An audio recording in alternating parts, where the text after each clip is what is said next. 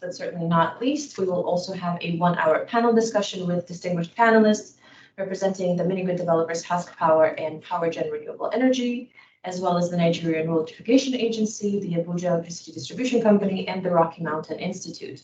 This will be a very engaged and interactive discussion. I'll be moderating that conversation with all of our panelists. The webinar will conclude with closing remarks from the practice manager of ESMAP, Chandra Sekhar Govindarajalu, and that will conclude the conversation. It will take approximately 2 hours. Those of you in the audience and dialing in, please feel free to drop your questions in the chat at any point throughout the webinar, and the moderators will read them out loud during the Q&A portions of the conversation. So with that, let me hand over to our first distinguished speaker, the Global Director for Energy for the World Bank, Demetrios Papathanassiou. Over to you, Demetrios.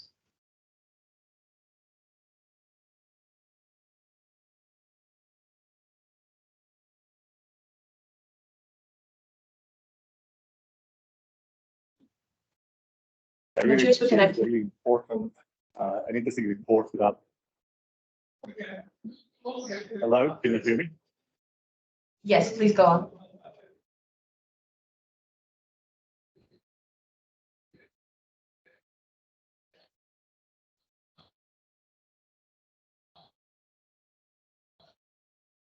Apologies, everyone. Demetrios seems to be having some connection issues. As I mentioned, he's dialing in from Morocco. So the next speaker.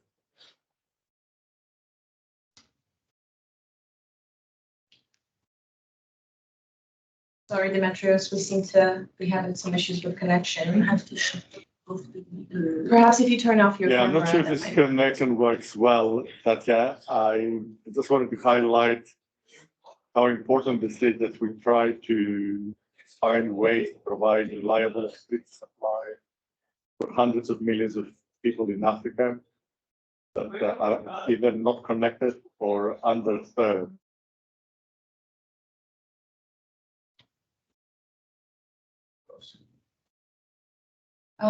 So apologies, everyone. We seem to have lost the connection, which is ironic since today we're talking about electricity connection and quality of supply.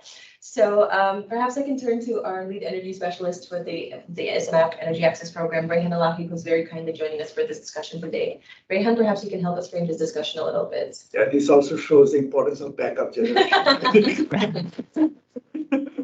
I'm sorry for what happened, but I mean, luckily I also have some of the remarks that Demetrios wanted to mention. So probably I'll go by that so that you have some flavor of what Demetrios wanted to say. Let me introduce myself. I'm Rayhan Alahi, lead energy specialist, backing up here for Demetrios, our global director for energy. So again, I mean, I'm sure Demetrios was very happy to join, was very eager to join, but because of reliability issues of connections, he couldn't. And I'm also here very happy to join this event.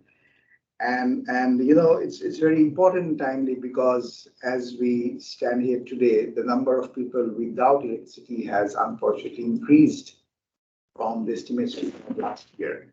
Now the number of people without electricity is about 685 million. And this means that if we continue with our current pace of electricity access, we'll end up with having 660 million people by the end of 2030. So it has turned into a numbers game. I mean, we have increased our efforts, but the population increase overall is more than our electrification rate. So that means we need to increase our electrification pace by multiple times, double, triple. I mean, there are many estimates, but the objective is we have to increase. And this also confirms that we cannot continue with the conventional approach. We have to adopt and embrace new technologies, new approaches. And that's where the distributed renewable energy, sustainable, decentralized renewable energy options becomes critical. And for that reason, you know that this event, I think, is very critical. Also, to put the importance of energy access, maybe many of you are aware that over several weeks ago, our president, Ajay Panda, during the spring meetings have announced that World Bank is committing to electrify about 250 million people in sub-Saharan Africa by 2030.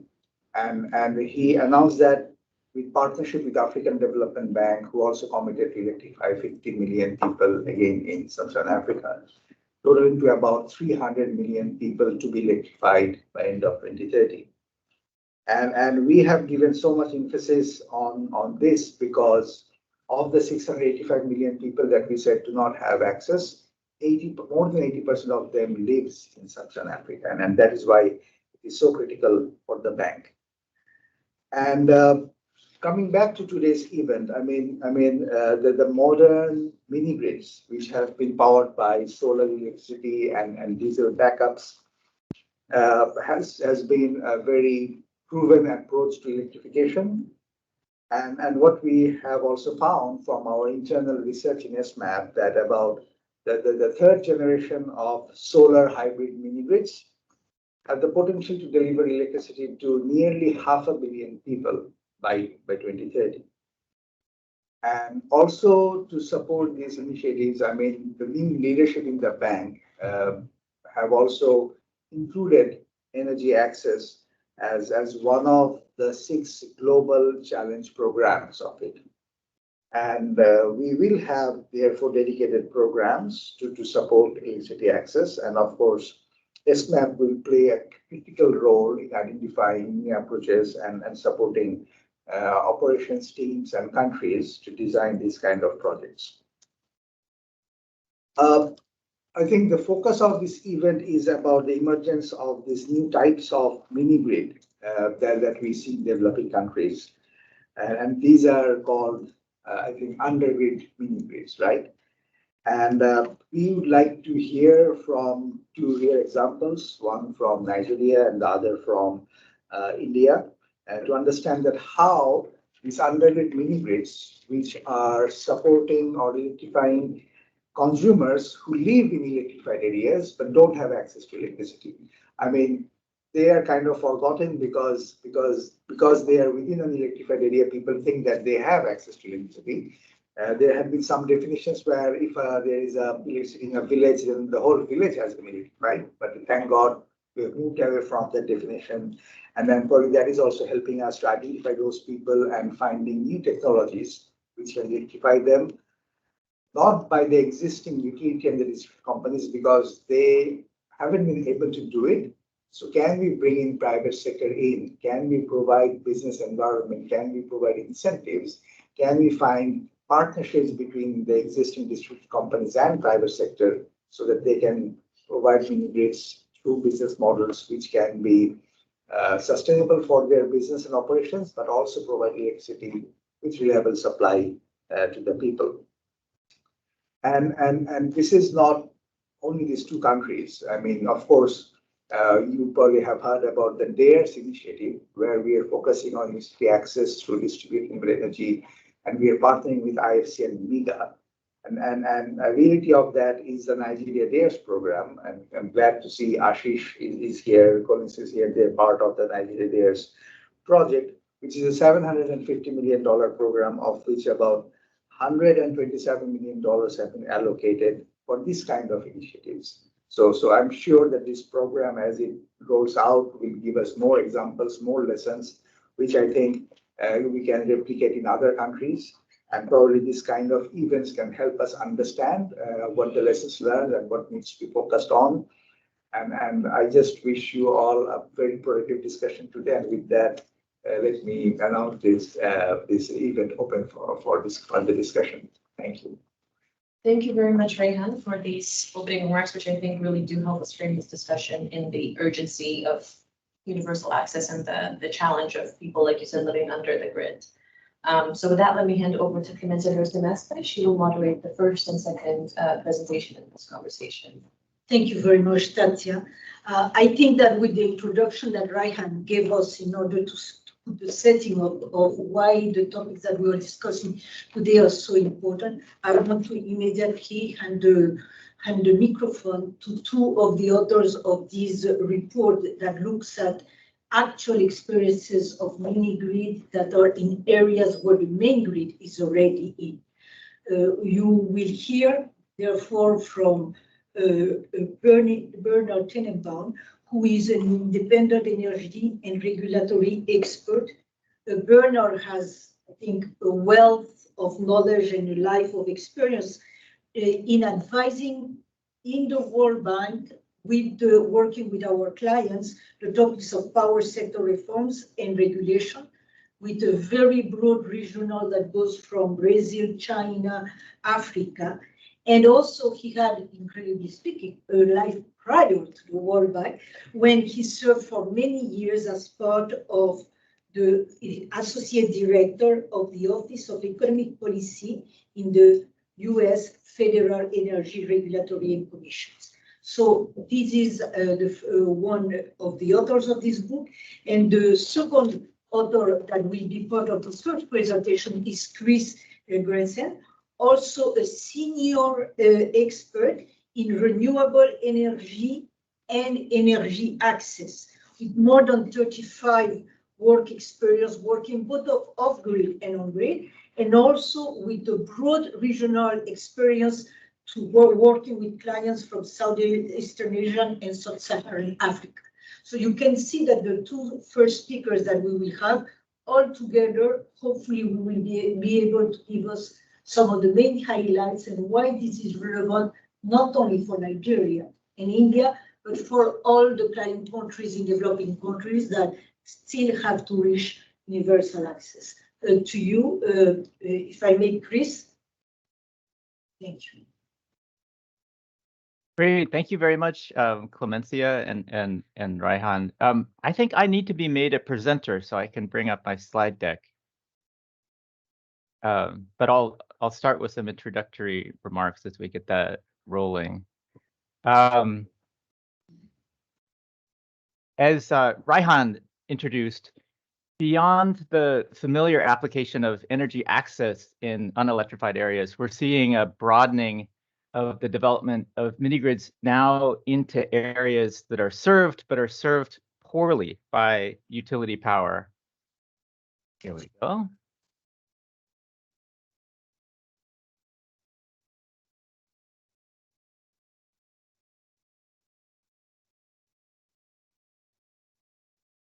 And much of this is captured in the recent book that Bernie and Ashish and I wrote, which shares the same title as his presentation.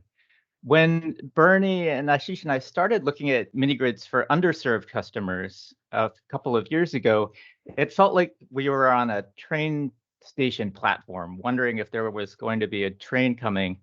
And thanks to the hard work of a lot of the leaders in this industry, some of whom are on the panel, who you'll have the opportunity to hear from later, this train has really left the station and is moving ahead with a full head of steam. A mini-grid is a generation and distribution network that supplies electricity to a localized group of customers. Electricity is distributed over poles and wires, metered through smart meters that connect to residences or to businesses. The electricity powers households, lights, fans, TVs, refrigerators, as well as productive uses like power tools, agricultural processing, water pumps, cold storage for perishable crops, and fish harvest. Mini-grids can be isolated from the main grid, or they can be connected to the main grid. Here I've shown a dotted line interconnection from the DISCO or distribution company, enabling the selling of electricity at wholesale to the mini-grid and potentially the sale of electricity the other way from the mini-grid to the DISCO. And here's a typology. ESMAP and other development partners have historically focused on populations with no electricity service. We're focusing on undergrid mini-grids that are in areas that are underserved by the mini-grid. By underserved, we mean that the utility provides poor reliability, poor voltage and frequency control, and weak commercial service. One set of these undergrid mini-grids are not connected to the main grid. These supply reliable electricity that customers can tap into when the main grid is down. And another category is mini grids that are electrically connected to the main grid. As I mentioned in the previous slide, this allows for the mini grid operator to purchase a portion of its electricity supply from the main grid, or in principle, to export power. The bank's new DARES project, which will be discussed by Ashish and Collins, is promoting both off-grid and undergrid mini grids, and will be discussed later. In the book, we examine the two types of undergrid mini grids through 5 detailed case studies. And I'd like to share an overview of 3 of them. The non-interconnected, for now, Mokoloki mini grid, the interconnected mini grid at Toto, Nigeria, and Husk Power's non-interconnected mini grids in Nigeria and in India. For the other 2, Wuse Market, which is shown in the top of this slide, and the Tata Power, you'll have to download the book. The Mokoloki village is located near a heavily trafficked road about 60 kilometers north of Lagos, and is home to Nigeria's first privately owned undergrid mini-grid. Prior to the commissioning of the mini-grid, the disco that was serving the community was only able to provide electricity about 5 hours a day. Many community residents used backup generators, which were expensive and noisy and dirty. The developer of the mini-grid, Nayo Tropical Technology, signed a 10-year tripartite agreement with the community and with the disco that includes an annual fee to lease the disco poles and wires and to access customers in the disco service territory. As far as these agreements goes, 10 years is pretty short because this was a pilot. Subsequent mini-grids have tripartite terms that are up to 20 years. Nayo ended up replacing about 95% of the disco's 35-year-old poles and wires, and will hand over these improved assets to the disco at the end of the 10-year term. The mini-grid started operations with about 200 customers in February 2020, with electricity service of more than 22 hours a day. Because of changes in a grant program, the initial construction cost of $420,000 ended up being paid, in this case, initially by Nayo's equity. The next part of the Mokoloki story is one of larger than expected growth and demand. There's a group, Cross Boundary Innovation Labs, that supported Nayo Tech in implementing a program to increase daytime consumption by 5 different commercial customers, including retrofitting motors to electricity and facilitating the purchase of an ice-making machine. With reliable electricity, the population of the town grew about 60%, from 250 households to about 400. Businesses grew even more, as you can see on this graph on the right. Yes. And Nayo had, from the beginning, intended to be able to purchase inexpensive electricity from the disco when that electricity was available. But as of April 2024, interconnection still hasn't happened, made difficult by changing management at the insolvent disco. The increased electricity demand, coupled with huge increases in diesel prices, meant that the mini-grid temporarily dropped its electricity availability to 60%, with a focus on daylight hours when the solar panels were producing. A project called Sharing the Power, run by Rocky Mountain Institute, brought back reliable service. Financial support was secured from the Dutch postcode lottery to upgrade the battery from 192 kilowatt hours to 317, which allowed greater hours of service without relying on the diesel generator so much. The deal was structured in an interesting way that gave the community an 11% ownership stake in the mini-grid with proportional voting rights. Community revenues are reinvested in community projects, and the power is again on over 22 hours a day. Nayo's portfolio has subsequently expanded with 12 mini-grids operating and 6 more in the pipeline, and 1 project with over 1.2 megawatts of solar panels. The Toto mini-grid, our next case study, shares several elements with the Mokoloki mini-grid. They're both in peri-urban areas. They both experienced much greater than expected demand and much less than anticipated electricity supply from the disco. Built by PowerGen, Toto is Nigeria's first interconnected mini-grid. The original mini-grid was designed to connect over 2,000 households, and as well as 140 commercial customers, over a dozen productive use customers, and 45 public facilities like schools or clinics. So far, the wiring has been completed to over 2,000 customers, but higher than expected use per customer has meant that 1,600 have been turned on and another 1,200 are awaiting power. Demand exceeded expectations by about fourfold, including a shopping mall and a water treatment plant that were not in the initial plans. Although PowerGen reported that the DISCO, AEDC, has been really wonderful to work with, AEDC has not been able to supply the 6 hours of electricity between 6 p.m. and 1 a.m. that was agreed on. The 351 kilowatt peak solar array is therefore being upgraded over 6-fold to 2 megawatts and is expected to be completed by the end of the third quarter or early Q4. Of the initial cost of about $2 million, 25% went to refurbishing the distribution network. Like Mokoloki, as a pilot, Toto was largely funded with developer equity, and it received NEP performance-based grants for the 1,600 connections. Access to long-term affordable debt financing will help unlock more projects like these. PowerGen is working with Nigerian discos to build a pipeline of multiple interconnected multi-megawatt mini-grids. Husk Power, the third case I wanted to look at, has deployed over 200 undergrid mini-grids in the Indian states of Bihar and Uttar Pradesh. These are generally in underserved areas with poor electricity service from the state-owned discos. Thanks to economies of scale and optimization of design and operations, Husk has driven the levelized cost of energy, or LCOE, at these mini-grids down to an amazing 25 cents per kilowatt hour. And when I was working on an earlier book, the mini-grids for 500 million people handbook, which we published in 2021, we were pretty excited that the levelized cost of best-in-class mini-grids had dropped to 38 cents a kilowatt hour. And we were hoping to see these best-in-class mini-grids reach 30 cents a kilowatt hour by 2025, by next year, and 20 cents a kilowatt hour by 2030. So Husk's low-cost achievements are really great news. In Nigeria, Husk has built over 30 mini-grids in Nasarawa State and has a pathway to 30 cents a kilowatt hour in Nigeria. Now they're building one mini-grid in Nigeria about every 6 days and expect to have a portfolio of 60 by the end of 2024, sorry.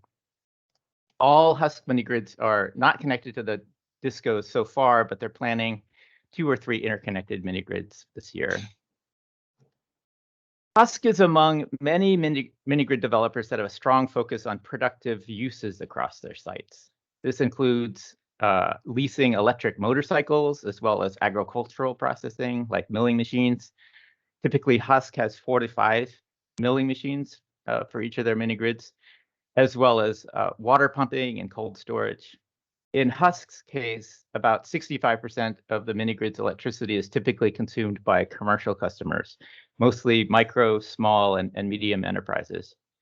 Companies building undergrid mini-grids are finding that encouraging productive use pays off and constitutes a substantial portion of the electricity consumed, as well as providing a stimulus to economic growth in the community. So these undergrid mini-grids have 2 major benefits for customers. One is reliability, and looking here at the Mokoloki case, electricity was available from the disco about 5 hours a day, often in the middle of the night. And with the mini-grid, this increased to 22 hours per day. It's not rare that the improvement is actually considerably better. In many cases in Nigeria, electricity from discos is measured in hours per week, not in hours per day. The other is cost savings. In the Mokoloki case, the cost savings were about 6 cents a kilowatt hour, compared to the pre-mini-grid situation where residents had some electricity from the disco, but often ran their generators. The cost savings vary considerably from site to site, depending on factors like the local cost of diesel or gasoline, how much electricity is available during the week from the disco, and the portion of electricity consumed during the daytime. Benefits for DISCOs include offloading unprofitable customers, leasing distribution networks to mini-grid developers, and the wholesale sale of electricity to mini-grids. And then finally, the mini-grid operators themselves can benefit from interconnecting with the DISCO. Connection to the main grid can reduce operational and capital expenses when they purchase electricity at lower rates than the cost of self-generation, even if it's intermittent generation. Cost savings depend on the cost of wholesale supply, the cost of fuel, the duration of supply, and whether the supply is firm. Calculations we cover in the book suggest that the savings are roughly double if the utility is able to guarantee firm power on a set schedule compared to non-firm power, which is whenever the utility might happen to have it. So with this, I'm going to turn over the speaking to Bernie, who will discuss observations and recommendations based on our research. Thank you, Chris. Much appreciated. Chris has given you an overview of 3 of the 5 case studies that were in the book. Now, what we'd like to do is step back from the specifics of those case studies and really ask 2 basic questions. And the first is, what do we think we have learned? And we'll call these observations. And the second, of course, is what recommendations would we make? I should probably point out that both the observations and recommendations draw from the case studies, plus from the combined experience that Chris, Ashish, and I have had working on mini-grid programs in now over 20 countries. So we're drawing from these 2 sources. So I'm going to give you 4 observations. I should point out, if you want to see the other observations, there are a total of 24. They're in chapter 6 of the book, but we obviously couldn't go through all of the observations. So Chris, next slide, please. Okay, first observation, number 1, is that most least cost planning models do not see any role for undergrid mini-grids. I remember when we first started talking to people about undergrid mini-grids, they had sort of a quizzical look on their face. What? Where? It doesn't make sense because all of our models that tell us what the traditional least cost planning should be always assume that the DISCO that's there is simply the entity that's going to provide these customers that don't have service. But then when you go a little deeper and look into what were the assumptions that underlie these least cost planning models, and you have a list of 4 of the assumptions there, so I won't read them, virtually none of these assumptions were really satisfied. I mean, for example, it was that the DISCO was motivated, efficient, and successful. There would be an adequate supply of upstream electricity that was available, and the DISCOs would have the money to pay for this electricity. And then there would be no problems with the upstream transmission.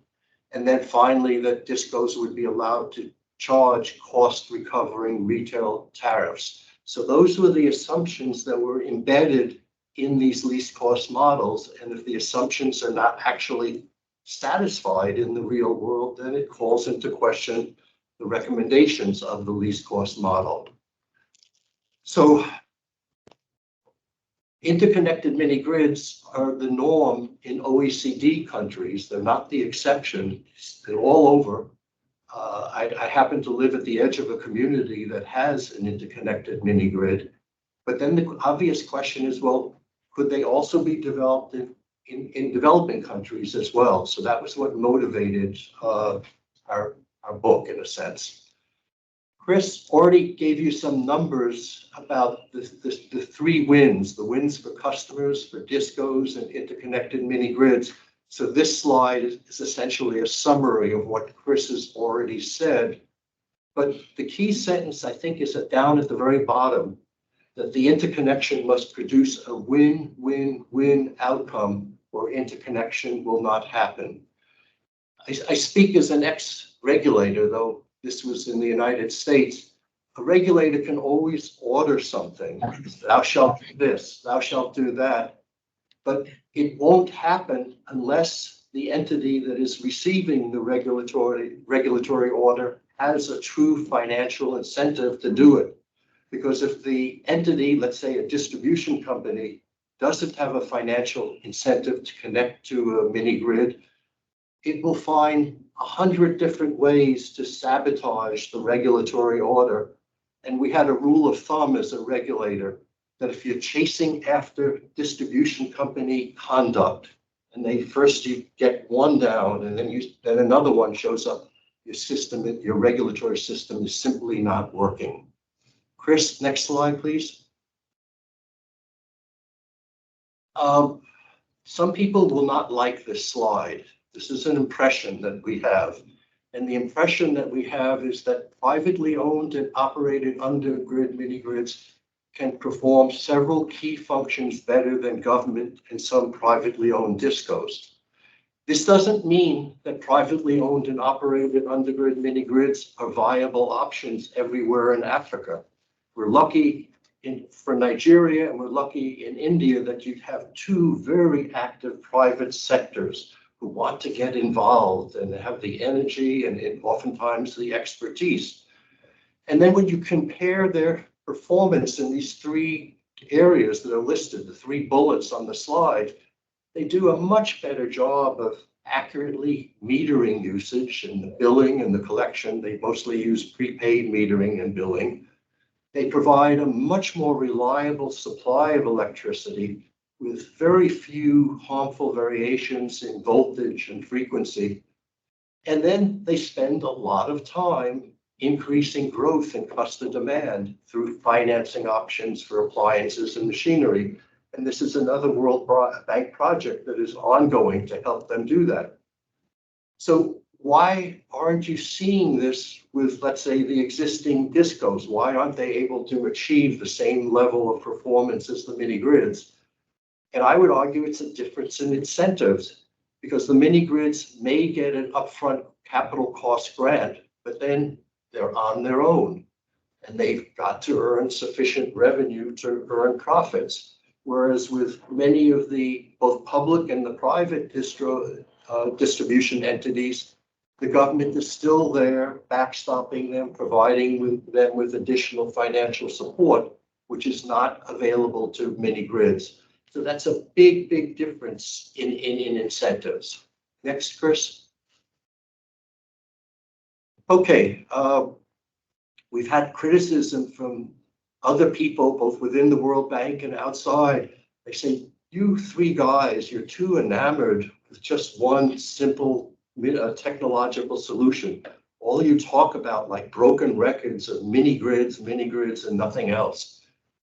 And we agree with them. We agree we talk too much about mini grids, possibly, but we're not saying that the mini grid solution is the only supply option that is viable, both in these countries and elsewhere in Africa. The way we view it is that mini grids are a good point of entry, but not necessarily an endpoint for scaling up and improving access. And the job of the regulator and the government entity that gives grants is they should allow the developer to offer different combinations of supply options, whether it's mini grids, solar home systems, mesh grids, and battery swapping. And the regulatory system should also allow the mini grid to evolve to other business models, to perhaps a disco for a defined period of time, or through a larger distributed energy resource through joint ventures, sub-franchising, and other commercial arrangements. So it's a very powerful and successful first step, but it is just the first step. And the system that is established, both with respect to grants and with respect to regulation, needs to allow it to evolve. Okay, I'll move a little bit more quickly now on the recommendations. Chris? 3 recommendations. I think we have 34 recommendations, and this is in chapter 7 of the book. And we tried not to have recommendations that fly at the 30,000 foot level, but we tried to have recommendations that are sort of ground level.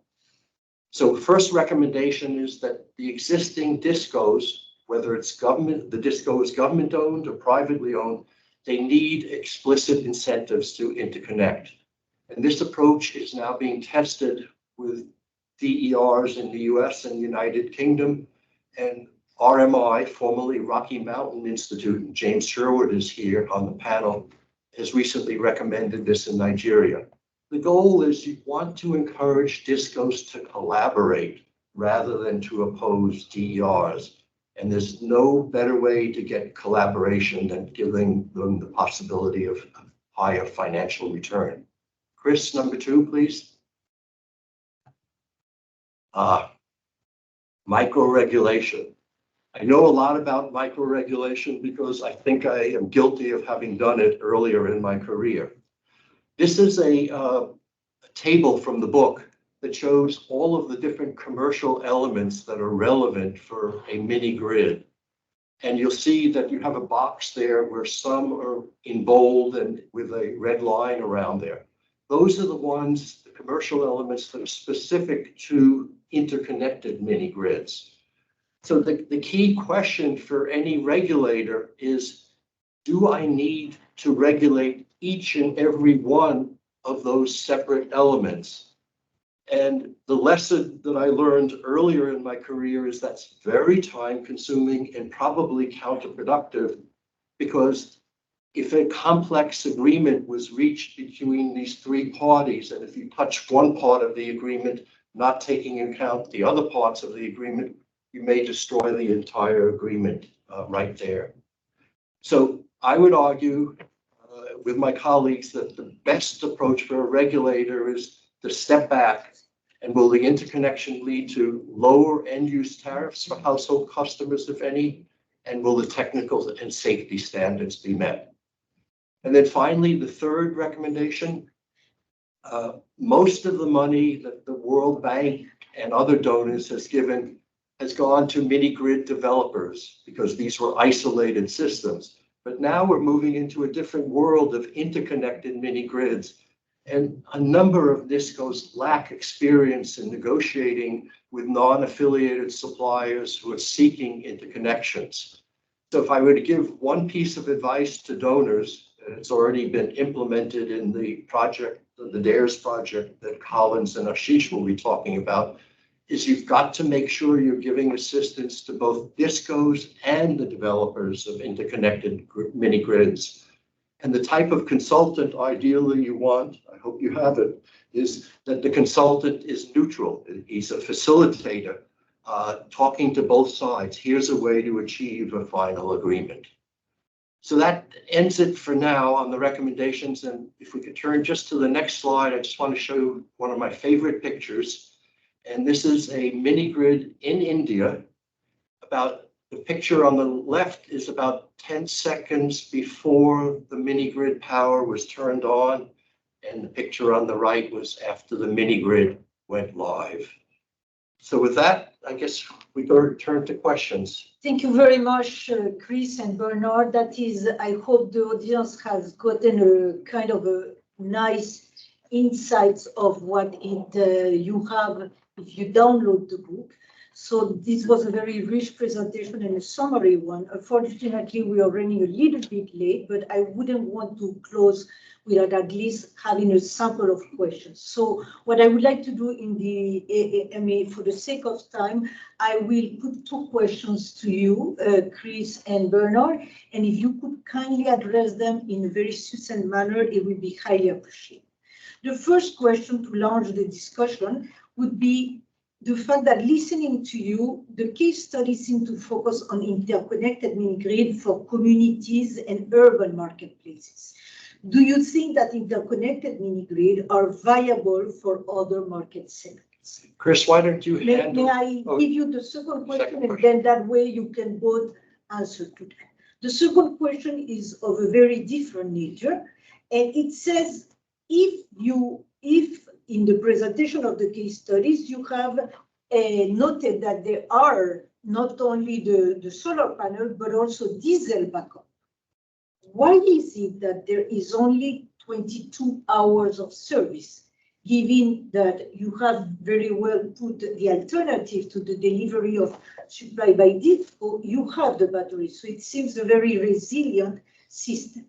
Those are two different questions to you in a very succinct manner, please. Chris, since you just came back from 2 weeks in Nigeria, where I think you met 30 separate meetings, which is mind-boggling, why don't you try?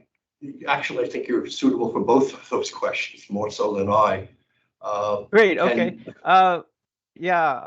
On the question of their applicability beyond peri-urban areas, I think I'll just speak to one of the really exciting things I saw in Nigeria was the deployment of these mini grids in commercial and industrial settings, which is really taking off in an exciting way. And I didn't capture very well in the slide deck at all. But there's in Nigeria in particular, there's beverage factories and wood factories and others that burn a lot of diesel right now because they have unreliable electricity, and companies like Daystar, like Nio Tropical Tech, and others are with leadership help from RMI are really developing a fascinating pipeline that's really in the gigawatts of solar utility-enabled models where these entities are working with utilities to provide reliable electricity in win-win situations.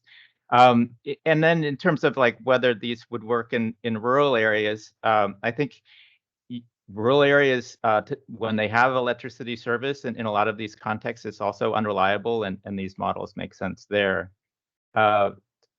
Switching to your second question about the 22 hours in the case of Toto, I think one of the things that's been an insight is that the balance between the cost of electricity supply and the reliability in a lot of these rural areas is that needing to have electricity at 3 or 4 in the morning isn't essential and isn't necessarily worth the additional investment in batteries, in particular, to be able to provide that level of service throughout the year. And so it's really a cost benefit kind of calculation.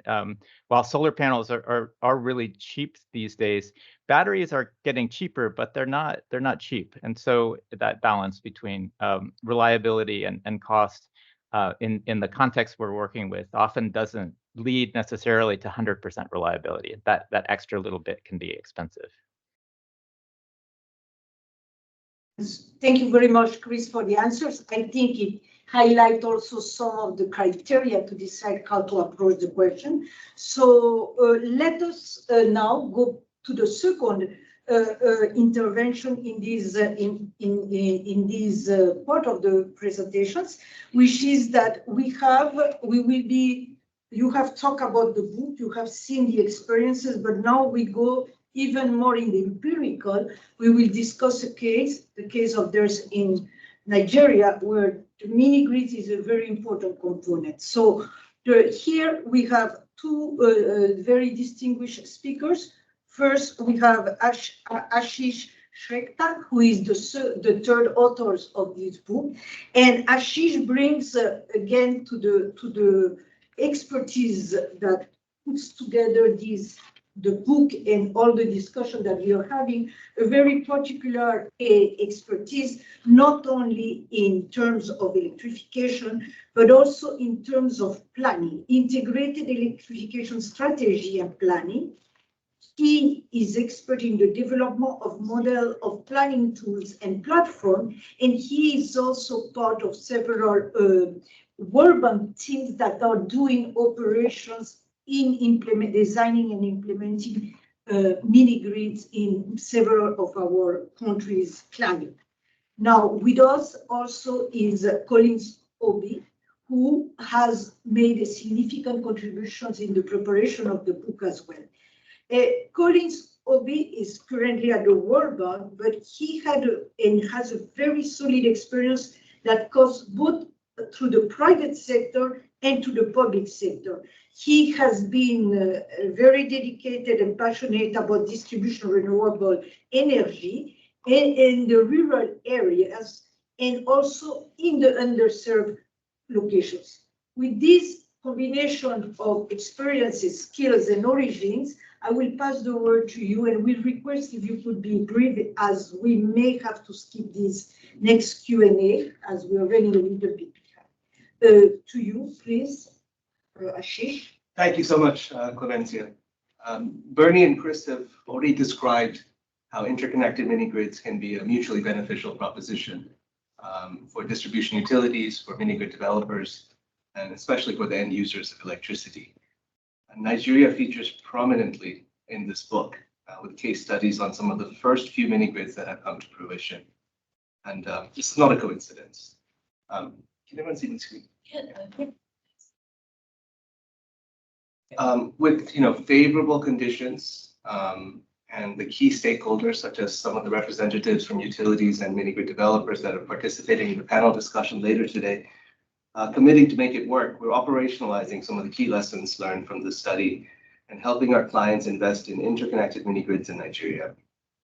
The Nigeria Distributed Access Through Renewable Energy Scale-Up, or DARES in short, is the first World Bank operation to specifically allocate financing for the development of interconnected mini-grids. Collins will talk a little bit more about this. DARES was approved by the World Bank Board this past December, and the project is expected to start implementation this summer. So let me start with some context. As many people already know, Nigeria has the largest absolute electricity access deficit in the world, with around 90 million people living without electricity. This doesn't even count all the people who are nominally connected to the grid but suffer from unreliable supply. But the public sector alone cannot solve this vast problem. Ultimately, private capital needs to be mobilized as part of the solution. And in the case of Nigeria, geospatial least cost electrification planning analysis shows that DREs, distributed renewable energy, also needs to be part of the solution. So about 5 years ago, the federal government of Nigeria launched the Nigerian Electrification Project, or NEP, with support from the World Bank. This is implemented by the Rural Electrification Agency. The MD from the REA is serving on the panel later today. And the NEP has delivered access to electricity to around 6 million people in Nigeria through mini-grids and standalone solar solutions. And many more will benefit from the electrification of health facilities and universities and teaching hospitals. But apart from the sheer number of people connected, the project has also attracted numerous local and international market players, over 100 qualified companies, in fact, and it's utilized performance-based grants to leverage significant amounts of private capital. We estimate about $1.5 to every dollar of grants. And it has also introduced some innovations in process, such as the use of digital platforms to scale up access. Now, perhaps the most important achievement of the NEP is the mainstreaming of a results-based private sector-led approach to mini-grid development, which disperses scarce public resources only upon independent verification of tangible deliverables. Building on this transformational initiative, the $750 million Nigeria DARES project will move the energy access needle by lifting additional 10 to 15% of Nigerians out of poverty. Now, it's going to do that by scaling up some of the successful activities under NEP and improving some of them. It's also going to expand the scope to include new strategic priorities, which brings us to interconnected mini-grids. Interconnected mini-grids were not initially considered for the NEP. At the time the project was being prepared, there were few mini-grids in the country, and most of them were fully financed by the public sector. So one of the key objectives of the project was to crowd in private sector financing. And the prevailing sentiment at the time was that to safeguard against stranded assets and the risk of grid encroachment, it would be prudent to focus on developing mini-grids far away from the existing grid. And so this is why the project really focused on isolated mini-grids. Even though the 2016 mini-grid regulations in Nigeria already had provisions for interconnected mini-grids. But I think it's safe to say that both the distribution companies and mini-grid developers were perhaps still a bit wary at that time about how they might engage with each other profitably. But what's happened is over time, and with the support of partners like GIZ and GAP and RMI, some DISCOs and mini-grid companies started to prepare projects for interconnected mini-grids. And ultimately, a few of these were financed under the NEP. Now, with all of this analytical work that's already been done and some of these pilot projects that's been discussed, some of the case studies from the book, we think that we are now at an inflection point where interconnect mini grids are poised to be an important part of the solution for the energy sector challenges in Nigeria. So what the DARES project does is it allocates $127 million specifically for partial CapEx grants to bridge the viability gap and support the rollout of mini grids. Let me now hand it over to my colleague Collins, who will discuss the specifics of the interconnect mini grid program under the DARES project. Right, thank you very much, Ashish, for that succinct background. A key aspect of the DARES program design is to target unserved locations, focusing on actual pan C and below. And because customers in this location experience less than 12 hours of reliable supply from the grid. And the approach to implementation will be via two major windows, the performance-based grant window and the minimum subsidy tender. Subsidy will be granted as a percentage of CapEx, determined via reverse function for the minimum subsidy tender approach, and via a fixed predetermined amount subject to periodic review under the performance-based grants approach. So the subsidy will be disbursed, right, to the developers on achieving critical milestone.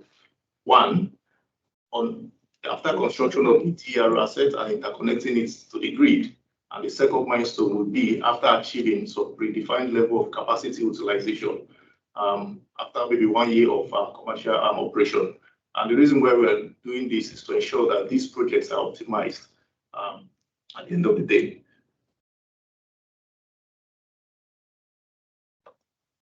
Okay, so part of this goal is to support the financial and operational viability of the DISCOs through private sector-led efforts, creating a win-win situation for the utility, the developer, and customers. As my colleague Chris, Bernard, and Ashish have mentioned earlier, we want to see that for areas where this project will be deployed, there is improved reliability for the customers, better customer service, loss reduction for the utility, cost reduction for the consumers as well, and improved energy infrastructure. On top of that, maybe some level of increase in revenue for the utility, and ultimately emissions reduction. Because one of the key targets of the DARES project is to replace fossil fuel gensets in urban locations, further reducing greenhouse gas emissions.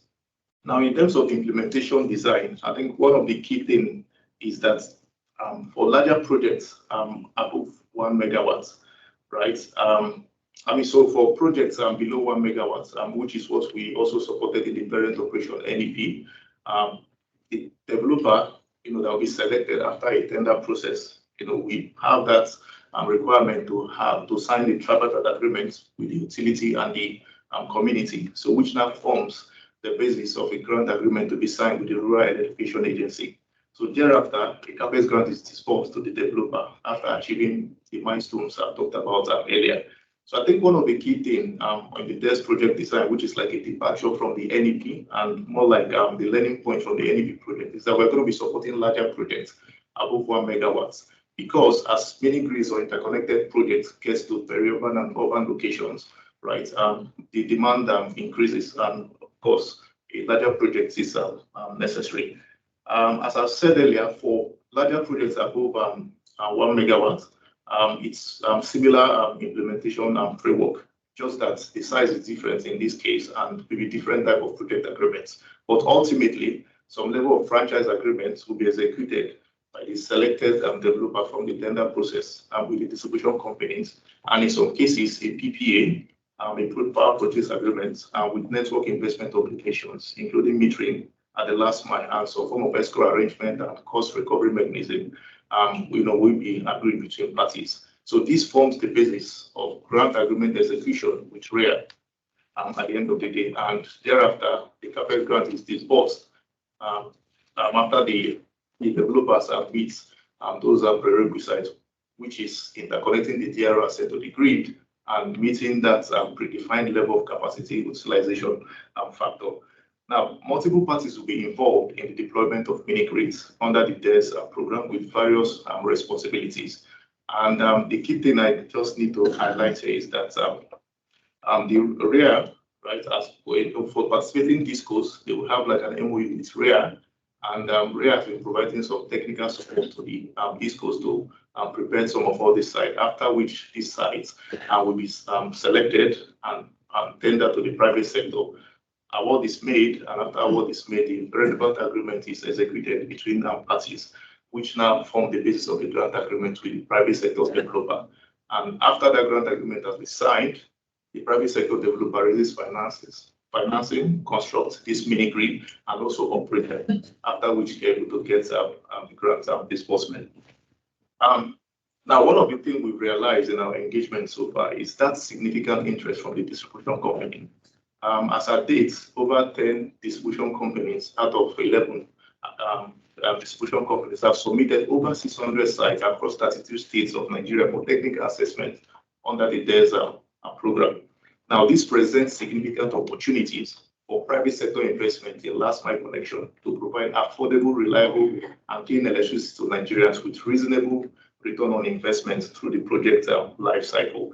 Now, some of the activities that we supported under the technical assistance provided by REA to the DISCOs includes data collection and analysis, network audits, modeling, energy demand assessment, and system design, and a couple of other activities. Now, the result of this due diligence assessment, we formed that basis of preparing competitive tenders that we issue to the private sector during the bidding process.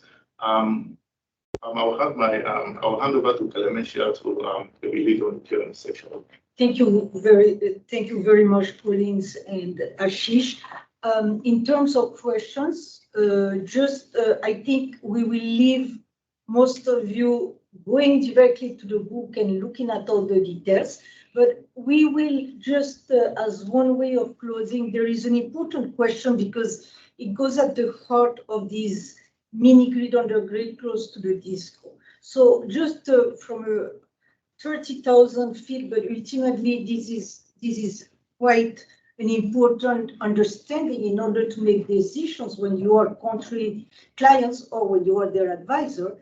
Do you see, does the business model that we are discussing here that is presented suggest that there would be a permanent takeover of the DISCOs in the territory where the mini grids undergrids are currently operating under private ownership, or is this a transition, or how do you see it? Just in a succinct way. Please. Sure, thanks, Clementia. I mean, not necessarily. I think what's at the heart of this is that win-win-win proposition. It has to be mutually beneficial for all parties. And so the tripartite agreement between the distribution company and the mini grid developer and the community really sort of encapsulates that, right? And it's valid for a certain period of time. If there is mutual interest to continue that relationship, I mean, that arrangement would need to be renewed. But it does not imply in any way a sort of a permanent or a permanent sort of ceding of territory with the distribution company. So it is only as long as it is mutually beneficial for all parties. Thank you very much. And I will leave the audience with the recommendation to get further deep understanding of the topics that we have discussed briefly here by downloading the book and also by participating in what comes next to the panel discussion that will again go more in the practical aspect of what has been discussed so far. To you, Tatjana. Thank you so much, Clementia, and thank you very much to our speakers for indeed a very rich series of presentations. So now we're moving on to our panel discussion, and indeed we are very fortunate to have a truly distinguished panel joining us today. I believe all of the panelists don't really need an in-depth introduction, but let me just very quickly go over their bios. So we have Manoj Sinha joining us, who is, of course, the co-founder and CEO of the Colorado-based Husk Power Systems company, and he's one of Time's 100 most influential climate leaders in business. 15 years ago, Manoj pioneered the mini-grid industry, and he has since built Husk into the leading climate-resilient net zero energy company, serving rural communities in sub-Saharan Africa and South Asia. Husk is now the owner and operator of the largest fleet of mini-grids in the world. Second, we have Seun Edu, who is the Nigerian country director of power gen renewable energy. He has over 20 years of experience in the Nigerian energy sector across organizations, with a business focus in the upstream oil and gas, power generation, transmission, and distribution. He holds a bachelor's degree in economics from the University of Ibadan and is a global executive MBA candidate at the London School of Business and Finance. Next, we have Omosede Mohe, who is the Distributed Energy Resources Team Lead at the Abuja Electricity Distribution Company, one of Nigeria's largest electricity distribution companies, where she is responsible for developing and implementing utility-led DER projects to improve electricity supply and energy access. Prior to this role, she was the General Manager for Corporate Finance and Corporate Development at AEDC, where she led numerous strategic initiatives, including the company's innovative DER strategy to augment grid supply with renewable energy. Next, we have, of course, the Managing Director of the Nigerian Rural Electrification Agency, Abba Aliyu, who is responsible for the implementation of the Rural Electrification Fund and Capitals Project of the REA, as well as the Nigeria Electrification Project and the New Nigeria DARES project that you heard about a few minutes ago. Both of these projects are supported by the World Bank and cumulatively deliver over $1.3 billion to rapidly increase the rollout of mini-grids and standalone solar systems across Nigeria. And the MD is responsible for scaling up electricity access in rural, unserved, and underserved areas throughout the country. Prior to his current role, Abba Aliyu served as the head of the project implementation unit of the Nigeria Electrification Project. Finally, certainly last but not least, we have James Sherwood, who is the Director of Research and Innovation for RMI's Global South program, where he focuses on transitioning energy systems to deliver sustainable, affordable, and resilient power. And he helps to lead RMI's Global Electricity Transition Program, working particularly on the technical integration and economic evaluation of distributed energy resources and strategies for using them to unlock economic development and resilience. Now, in Nigeria specifically, James has helped to develop the country's first undergrid mini-grid project in the community of Mokolopi that you heard about earlier, and has been pioneering into the mini-grid programs with several distribution companies. So indeed, a very impressive panel that we have here. Thank you all so much for joining us for this discussion. Now let's dive right into the questions. I do believe we have quite a rich discussion in the chat, but I'll take this opportunity to ask some questions that I prepared in advance to all of you to really make sure that we get interesting and thought-provoking responses from all of you. So Manoj, first the question to you. You recently wrote an article with a former state electricity regulator in India that emphasizes the need for mini-grids and existing discos to work together in partnerships.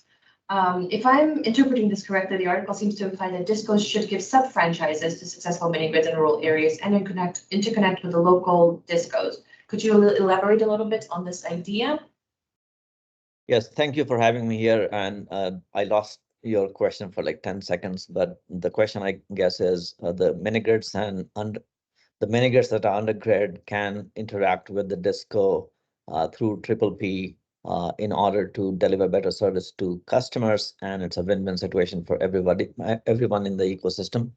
So yes, I did write that article, and I strongly believe that for any country to get to a net zero position that most countries are striving to do, as well as to provide close to 24/7 power to end customers in an environmentally friendly way, which also addresses climate adaptation. The only path that I see, whether it is India or Nigeria, where Husk Power Systems is operational today, or for that matter, California in the United States, the only path is for the discos or the discoms, as we call it in India, to have a partner that focuses on customers, which is what we do at Husk. And the regulation should allow that to happen either through a sub-franchisee model or through a P partnership model that extends not just 10 or 20 years, but actually 30 to 40 years, because the asset life of solar PV is nowadays 35 plus years. Because what companies like us do is we focus really on end customer service, which is not only good voltage, good frequency, addressing customer problem within 120 minutes, like we promise to our customers, but also we are also financing assets in the ecosystem or the community that we serve that helps propel these customers, in our case, or people from or climb up the economic ladder. So for a country to progress from, especially the emerging economies, to progress, the discos that are traditionally not built to focus on customers as much versus private players like us that is built to focus on customer satisfaction, providing productive appliances through financing that requires a whole lot of technical innovation.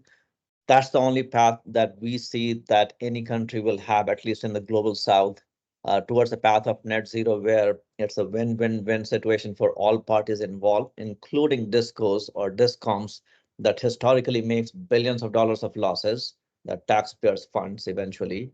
And private players like us, for us to have a scalable plan to serve millions of customers, focusing on end customer service, and lastly, the customers, because they need that power to climb up the economic ladder. So absolutely, yes, that's the only way we see any emerging country to make a progress towards 24/7 power in a climate-friendly way, and that the country achieves net zero goals.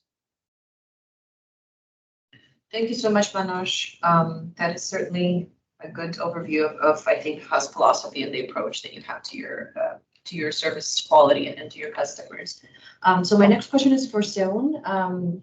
So we heard, of course, about the Toto mini grid previously from Chris and Bernie. So in light of your company's experience with the Toto mini grid and the other mini grid that you've built, and those, of course, that you have in your pipeline, what do you see as the opportunity in the next 5 years for power gen? What do you feel is the major barrier for power gen, not just in Nigeria, but in other countries that you're operating in? Right, thank you.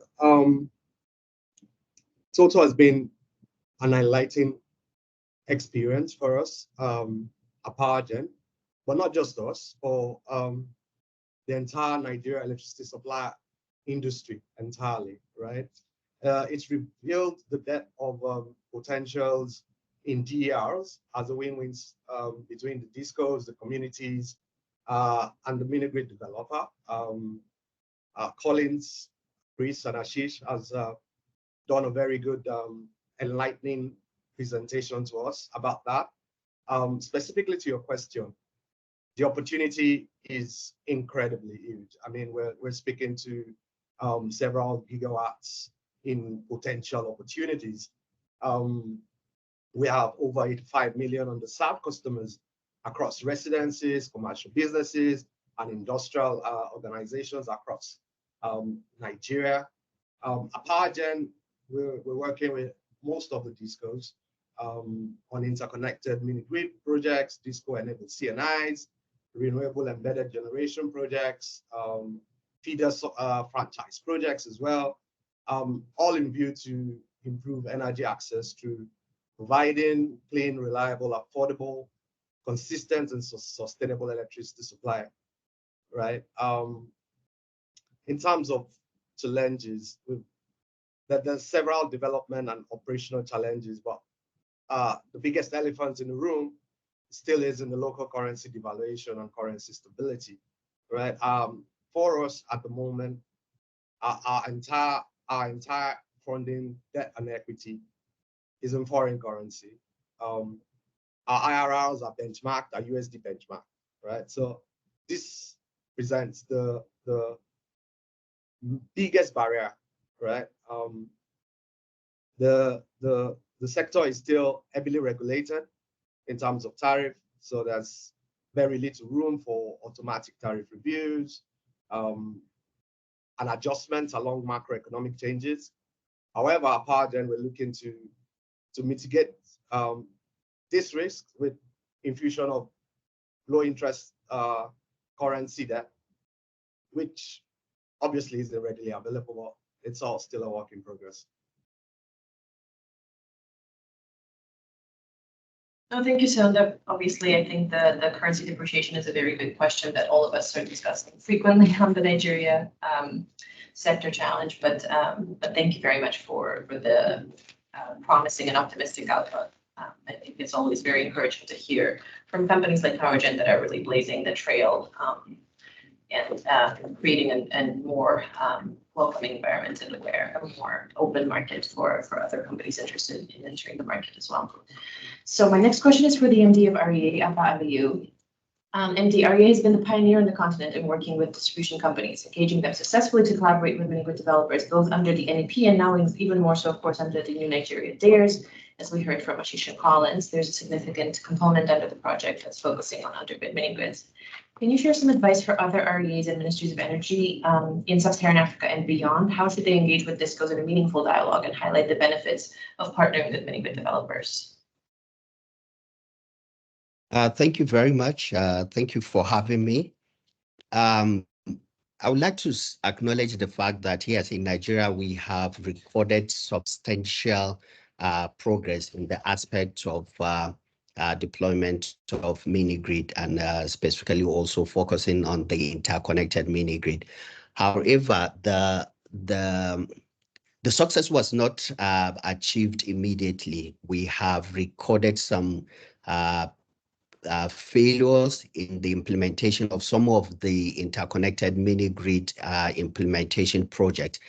For example, we have a program called IMAS, Interconnected Mini-Grid Accelerated Scheme, which was purposely designed to accelerate the deployment of mini-grid, which we have not recorded significant success.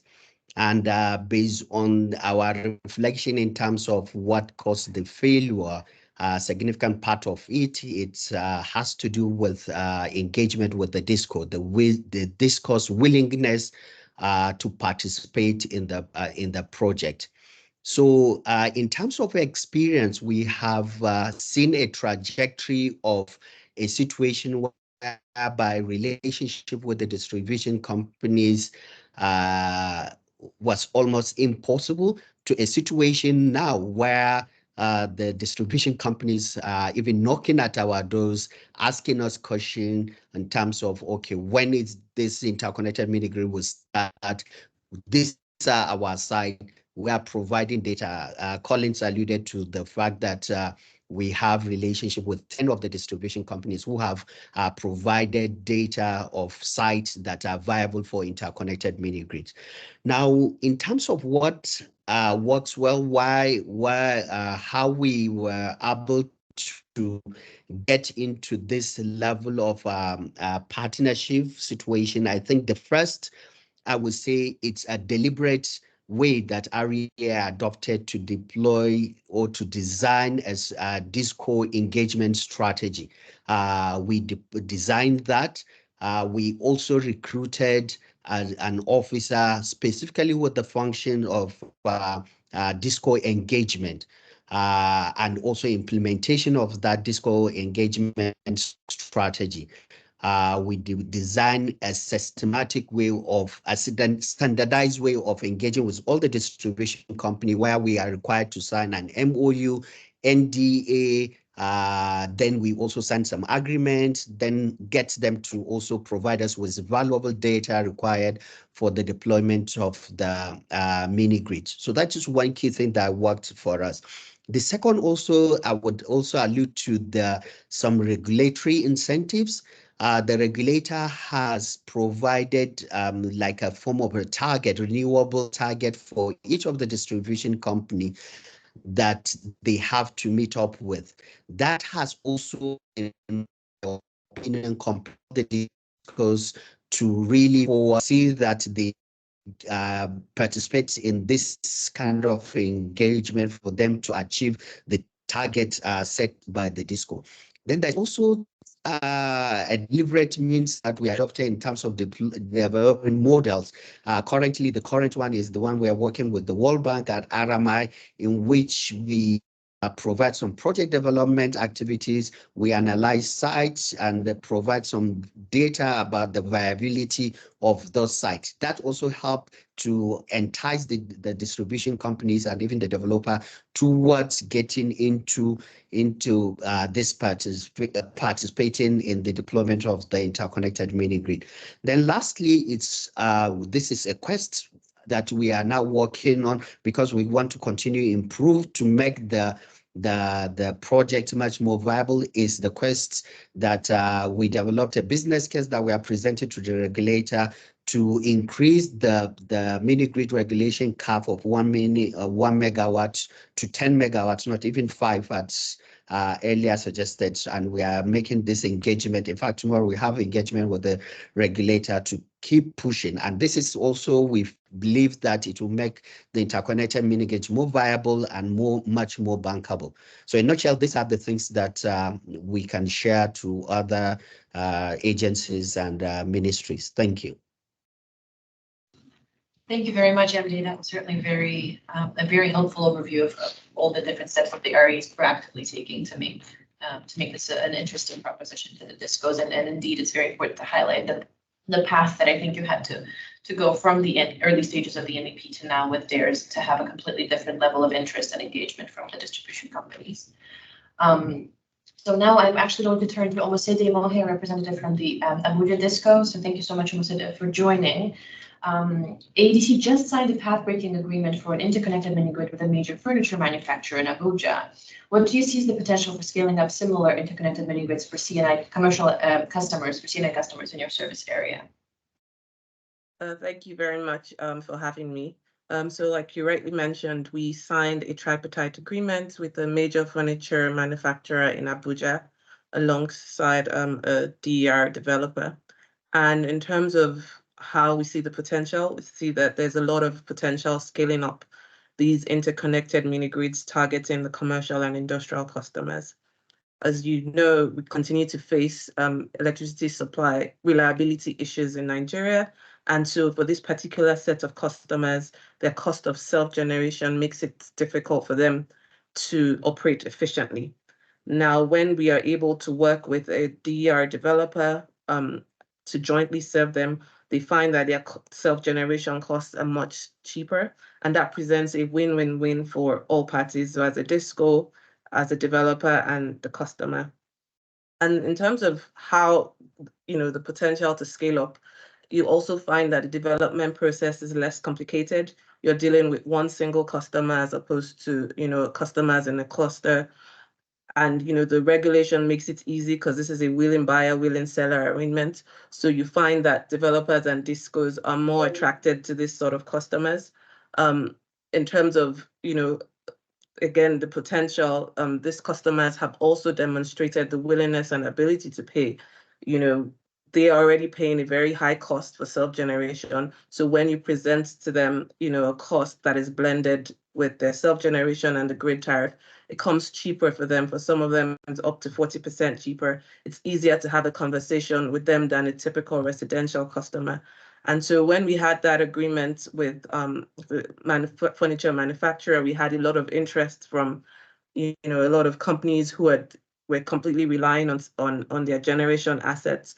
We had those who already had some supply, but also wanted to benefit from reliability. For us, the potential is significant, especially as we cover a very large coverage franchise area.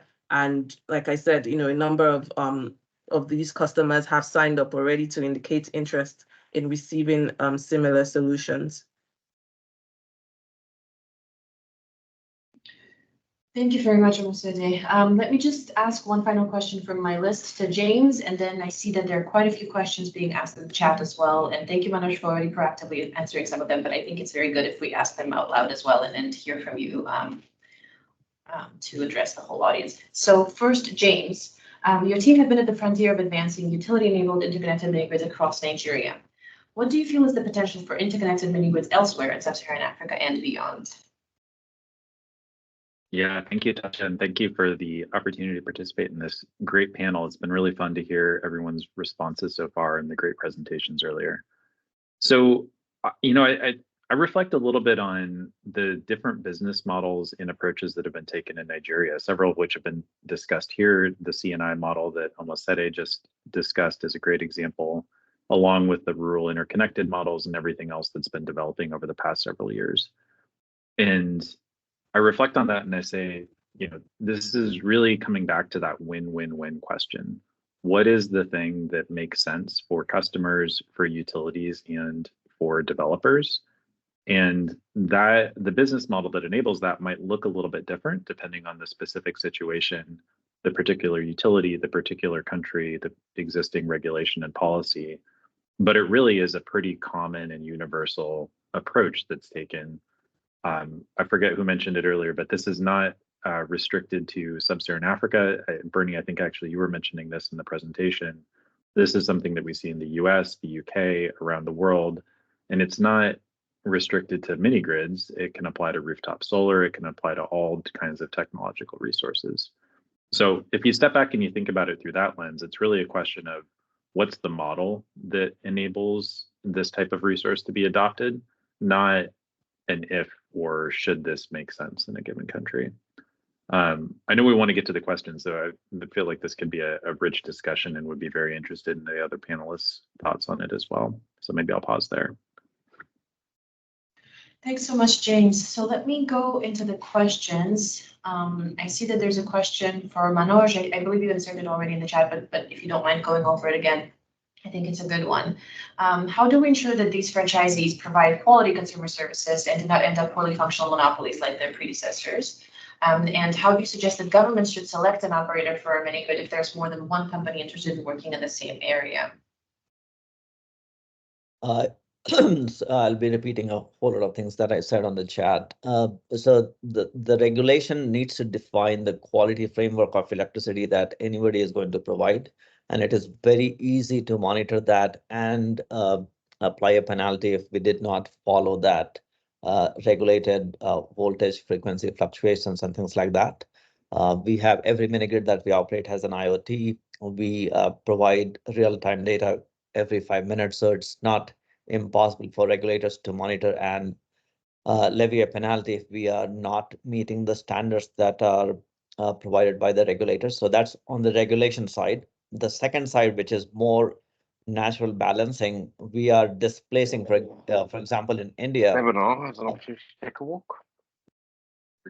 We are displacing discos or discoms, as our customers pick up Husk Power Systems supply, because one, we are much better in terms of quality of power, but most importantly, we are much better on addressing a problem as and when it occurs. So service level agreement with our customers in India is 120 minutes or less, any problem that you report any time of the day. And we are able to meet 90 minutes on an average. So the customers who have been historically not paying or have not been a great customer to discos or discoms will eventually become the same for us as well.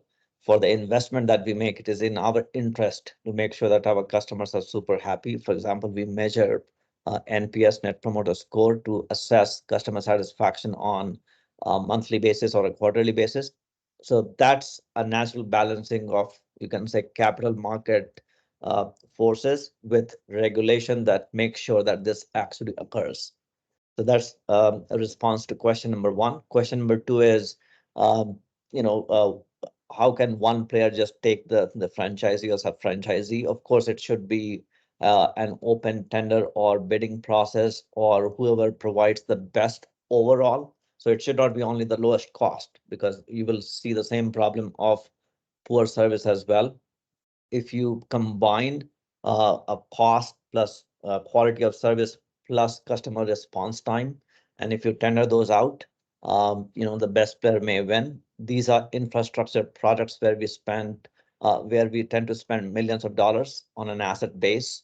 To ensure that we have a return on asset base, we do need a visibility of 25, 30 years. These days, as you may know, solar PVs are rated to last 35 plus years, right? So to answer the sub-franchisee question, it is going to be more of an open bidding process with 3 or 4 factors, not just cost as a factor to win. And then the best player may win.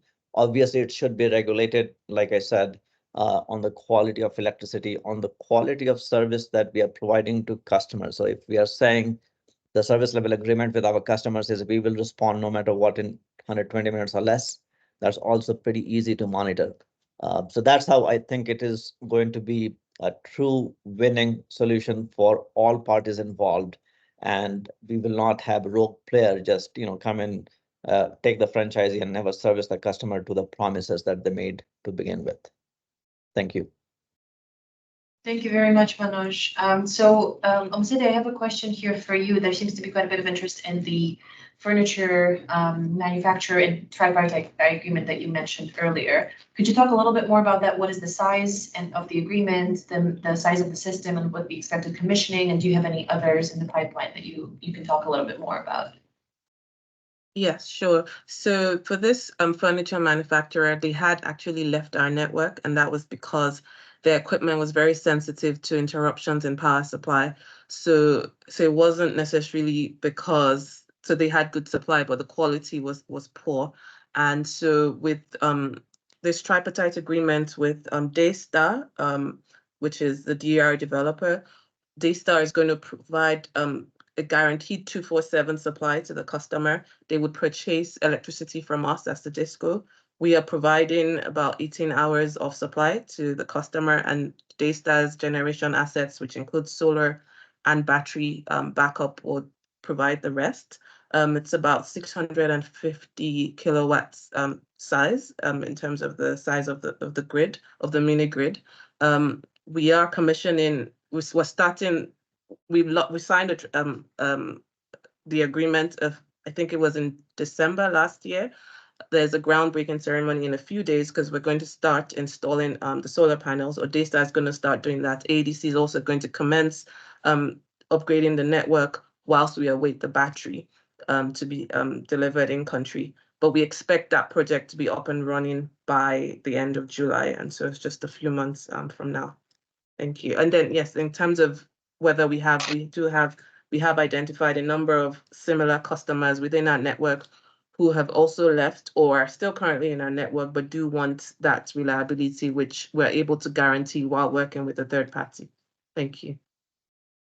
Thank you so much, Ambassador. Bernie just very helpfully pointed out to me that there's a write-up on the furniture system on the RMI website as well. So for all of you who are curious about reading more about it, James, perhaps if you can drop a link in the chat or something like that, I think there seems to be quite a bit of interest, understandably, in hearing more about that experience. So the next question that I see here, I think I'll direct that one to the MD of REA. MD, if you're still able to stay on the line with us. There's a question about basically comparing different bids and competitive bidding. So the question here is, does NERC provide a tool to compare franchisee offers in case of competitive bidding? Perhaps if you can talk a little bit about the minimum subsidy tender experience in Nigeria, or in general, how the REA goes about this process and the role of NERC in all of this. So our experience in implementing the minimum subsidy tender, which we successfully implemented one under the African Development Bank project.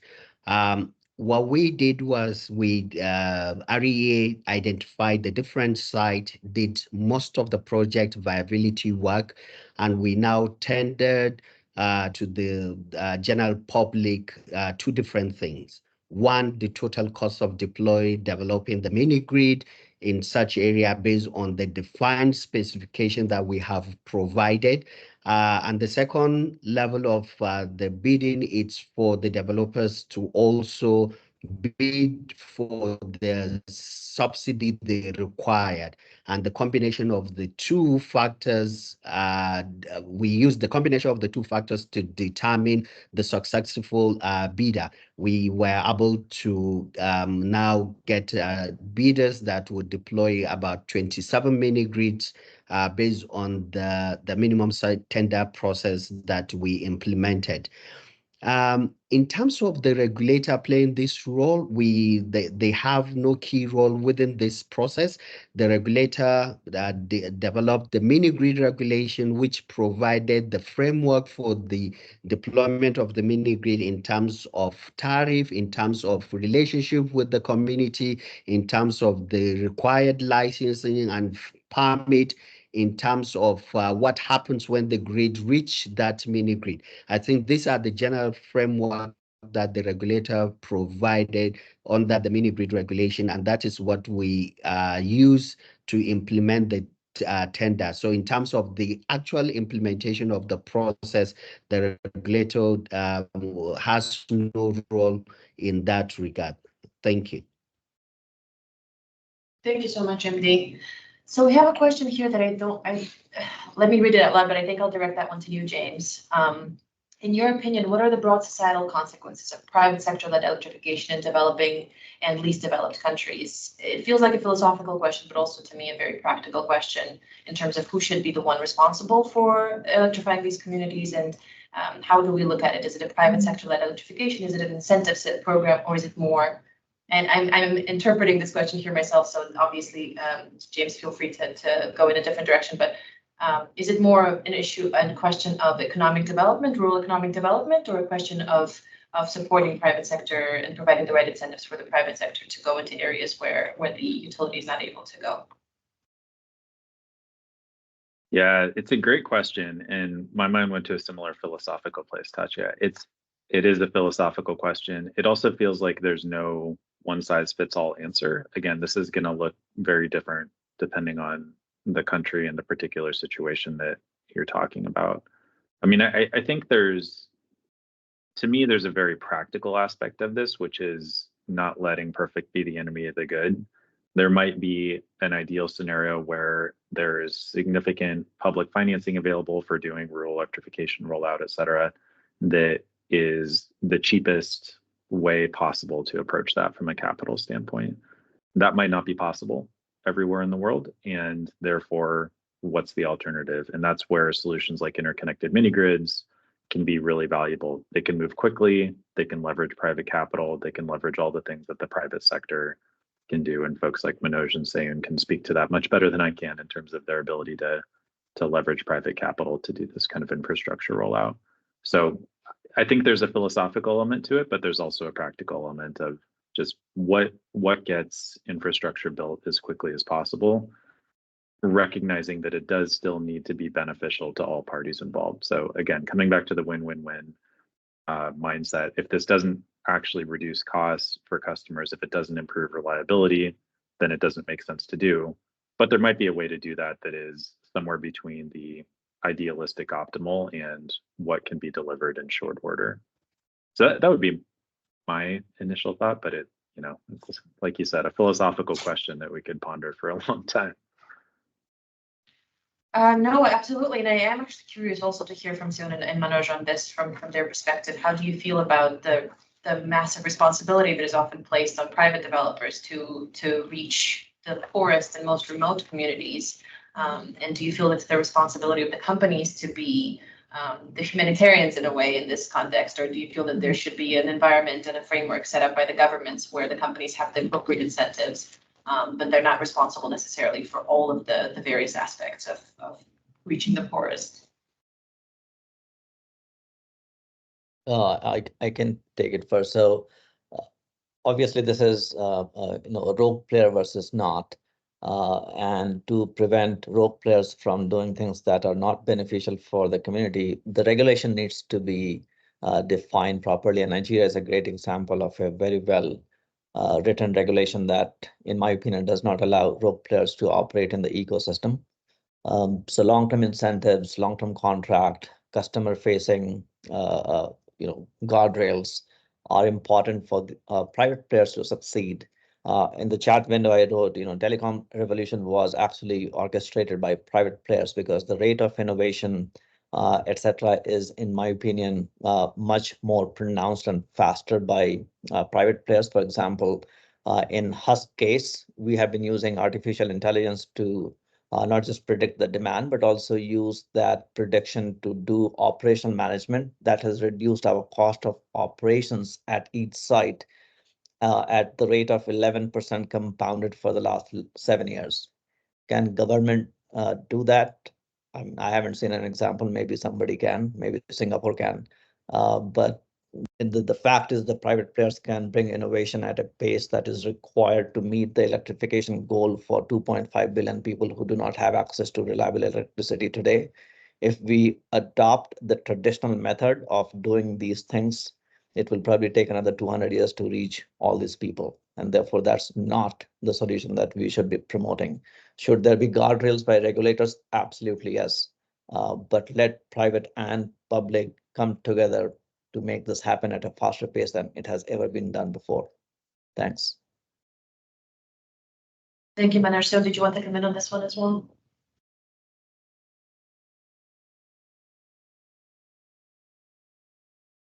Right, I think it's been aptly covered by James and Manoj. I think while I believe the regulator needs to continue to ensure that the private developers meet a minimum benchmark in terms of reliability, in terms of uptime, right? But in terms of more of the social aspects, I think it's mostly going to be between the developers and the communities, right? The developers are community facing. They feel the pulse of the community better, and I mean, we engage with the community mostly on a day-to-day.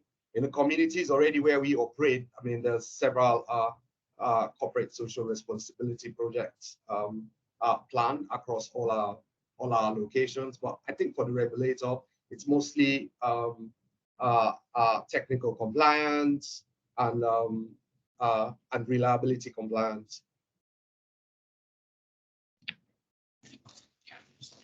Thank you, Son. I believe there was another question in the chat directed at you. They like your point about local currency financing and are wondering, in your opinion, what can the World Bank do to support local currency markets? It's an easy question, obviously, to answer. Right. Yeah, I saw that. I mean, off the cuff, I think the World Bank through its subsidiary, the IFC, could look at this, and I'm sure I know for a certain the IFC is already looking at situations, especially with the DES 2.0 program, to give upfront to developers. I think beyond working with the IFC, there are other financial asset managers across the industry and local commercial banks. The key thing here is to make the debt affordable in terms of low interest. But really, I think it's a question for the World Bank in itself, and not for me. I can suggest what the World Bank can do. And there are two things that the World Bank can provide in Nigeria context. One is the MEGA insurance product is not available for Nigeria market and definitely not for Naira. If the World Bank cannot solve it, who can? So the World Bank and the President Ajay Banga needs to step up on this front. And the number two is the regulation is lagging, right? So when currency devalued by about 70 to 73% over the last 6 to 8 months, the regulation has not caught up, or it takes 6 to 8 to 9 months to catch up for the regulation for the tariff to be implemented. Like the most recent band-aid tariff went from 66 to 225. That process, I think the World Bank may be able to intervene to make it a little bit or tad faster so that we are not bleeding for 6, 8, 9, 12 months at the older tariff that has not been approved for the renewal. So those are the two concrete things that the World Bank can do and help both private sector and public sector to make things better for everyone in Nigeria. Thank you. Thank you, Anuj. I think that is very much part of the conversation. As you all know, President Banga has been very proactive about making different risk mitigation instruments more flexible, more transparent, and more available to our clients and partners in various markets. So that's hopefully the direction that we're heading in. As you would have heard, there's a new guarantee platform that's launched at the moment as well. So hopefully that will be able to resolve a lot of the issues for many good developers in particular, but that's just the beginning of the conversation. So I see that there's a question for Omosede about the customer prioritization. It seems that for AEDC, a bigger priority is for high-consuming customers. So is the synergy in the third-party agreement also benefiting single households within your customer base? I think it's not for the furniture factory, but more generally with the interconnected mini grids. Thank you. So we have seen that there's an affordability issue when you focus this solution specifically at residential customers. And of course, we're trying to avoid situations where the developer is not able to recoup their investment. But of course, we do not also want to ignore them. So in tweaking the model, what we're going to be implementing, scaling up, is developing interconnected mini grids along a feeder where there is a commercial and industrial customer that can act as the anchor load to enable the developer have some assurance of its revenues, but also be able to serve multiple single households in addition to the commercial and industrial customer. Thank you very much, Mercedes. So we have about 10 minutes left in the conversation. So I don't see any more questions added in the chat at the moment. So what I would like to do is to ask each of the speakers to talk a little bit about their future plans for the next couple of years. Of course, especially interesting to hear from Husk and PowerGen on this, but also obviously from AEDC, from the REA in Nigeria, and from RMI in terms of the role of interconnected mini grids in your portfolios and in the prioritization of the work that you are supporting over the next few years. So perhaps we can go to Manoj first. Thank you. So at Husk Power Systems, currently we have a portfolio of about 275 to 280 mini grids across India and Nigeria. We recently closed $103 million of equity and debt financing, which happened in October of 2023. With that funding, we are planning to expand our portfolio of mini grid assets across India and Nigeria to a total of 1,500 mini grids, give or take, by the end of 2026, which is a very concrete number. Now that I have made promises, I need to deliver on that promise. But in the long run, which is 2030, we want to deliver 5,000 mini grids. That includes our Africa Sunshot initiative, which entails entering multiple countries. That will include countries like DRC, Madagascar, and such. And we are very grateful to the DARES program that has occurred in Nigeria now, and the World Bank that is going to support in many other countries, including DRC. And what we are really excited about is the local currency financing is available in Nigeria, which is despite the headwinds that we are seeing in Naira currency. The local currency financing will help us scale at a pace of 6 to 10 mini grids on a monthly basis in Nigeria, 25 to 30 mini grids per month in India. And we do plan to enter DRC by the end of this year. But we don't stop only with the mini grids offering. As I was mentioning earlier, we have built this tech-enabled platform through which we are able to provide both CNI rooftop solutions to clients like that furniture store that AEDC is serving today, but also many others in the peri-urban areas, both in India and Nigeria. Our goal is to do more than 100 megawatts of CNI rooftop solution by the end of 2026, India and Nigeria combined, plus DRC that we are entering. And very importantly, we have built an e-commerce platform through which we are financing and providing energy efficient appliances that includes lifestyle appliances like television and such for bettering the lifestyle of households, as well as productive machines like welding machine, lathe machine, and such that we also finance through credit offering that we are going to provide to these customers. So we are not just supplying electricity through mini grids offering, we are actually elevating hundreds of communities right now and thousands of communities eventually to climb up the economic ladder by investing in both infrastructure and the productive uses of electricity, and providing all these at a very reasonable price point that moves the needle of GDP per capita in every single community that we serve. So long story short, we have a goal to do 5,000 mini grids by 2030 and impact 100 million people lives positively and eliminate 100 million tons of CO2 on an annual basis as we scale to that level. Our intermediate goal is to IPO the company in 2026 so that we can raise more capital in order to deliver on our promise of 5,000 mini grids by 2030. That's all from us. Thank you. Is that all? That sounds great, Manoj. Thank you so much. I'm glad you guys are taking it easy.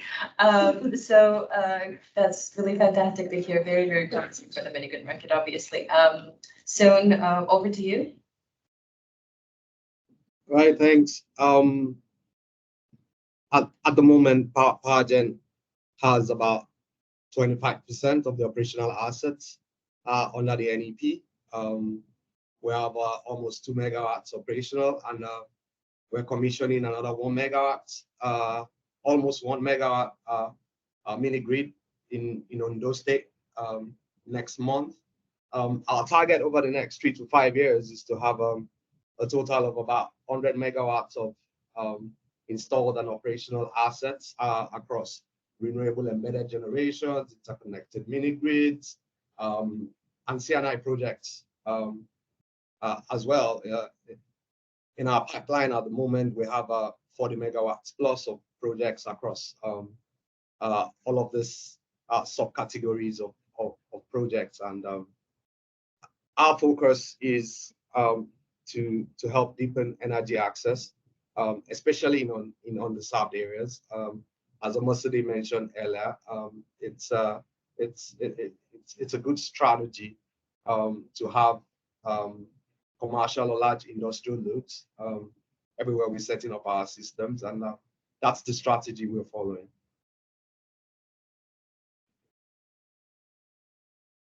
Thank you very much, Sean. Let's go to Omaside next. Thank you. So for us at AEDC, we've always been pretty bullish about using DERs to augment the supply from the grid.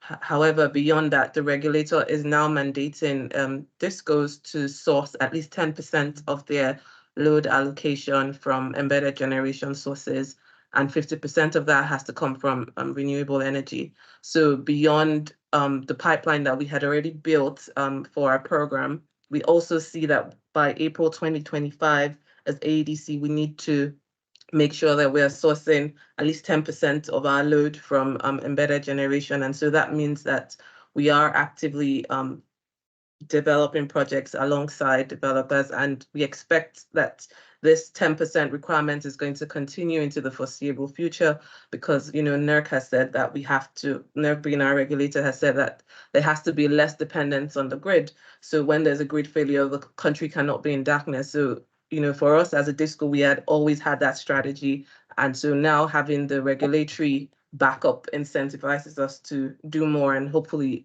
surpass the target that we have been given, which for us is 61 megawatts by April 2025. Thank you. Thank you so much, Omaside. MD, if you're still connected, I know we've talked quite a bit about the DARES program already, but if you can talk more broadly about the DARES program, but also about the REA's ambition in general on interconnected mini grids in the next few years. Thank you very much. Yes, so apart from the DARES, our target is to connect 1.8 million Nigerians through the interconnected mini grid. This includes the 1.5 to be provided by the interconnected mini grids to be developed on that DARES. We are currently in the next month, we are going to have an accelerated mini grid project that under the African Development Bank, where we're going to have a very streamlined performance-based grant framework for developers who already have sites and tripartite agreement with DISCO and communities to quickly bid and deploy mini grids and receive performance-based grants. So this is one key thing that we are quickly about to start. And also, as I mentioned, we are vigorously advocating for changing the mini grid policy, for the mini grid cap to be raised from 1 megawatt to 10 megawatts. We are engaging with the DISCO, and it's our belief that if we receive that change, it will help in fast tracking the deployment of the mini grids. Lastly, we'll continue to mitigate the FX risks by paying grant in dollars to help alleviate some of the FX risks being faced by the developers. So these are the key things we are looking at in this regard. Thank you. Thank you very much. And finally, James, over to you. It's obvious that RMI have been very, very closely involved with the Nigerian interconnected mini grids rollout. If you could talk a little bit more about the plans for RMI's further support, not just to the Nigeria portfolio, but to other countries as well. Yeah, absolutely. I think for RMI as a mission-driven NGO, we're really in the position of being able to work with everybody. And, I think specifically we would love to help Husk, PowerGen, AEDC, the other developers and the other discos in Nigeria to succeed and help their customers to ultimately succeed. So RMI's role in that in the near future, I think, is going to be in supporting the expansion of these project pipelines, working closely with all of these partners to do so. We're really excited about the leadership that the bank and REA are playing with the DARES program and making this next phase of scale up possible.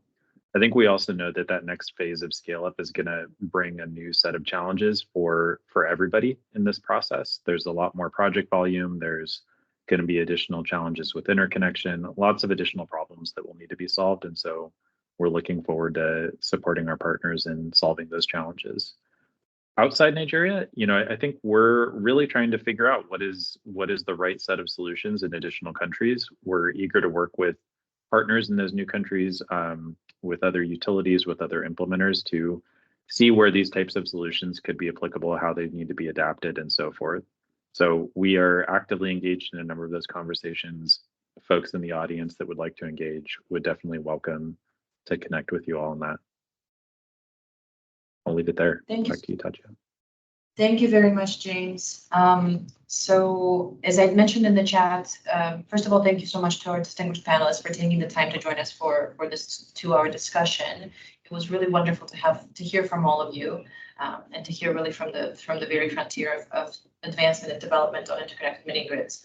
Before I hand over for the closing remarks to our practice manager, Chandrasekhar Govindarajalu, I just wanted to mention that, as I said in the chat, if you are looking to connect with our panelists, they've all been tagged in the LinkedIn posts about this event from the ESMAP account, so please feel free to reach out to them on LinkedIn. And with that, let me hand over to our practice manager for ESMAP, Chandrasekhar Govindarajalu. Over to you, Chandra, for some closing remarks. Thank you so much for connecting. Thank you, Tatya. Thank you very much to all the participants. I saw the numbers over 100, 150 even at some point, and it's such a pleasure to see the interest in this topic. First and foremost, I'd like to thank the panelists. A big thank you to you guys for making time. So I know it's late in different parts of the world now. Thank you so much for joining this event.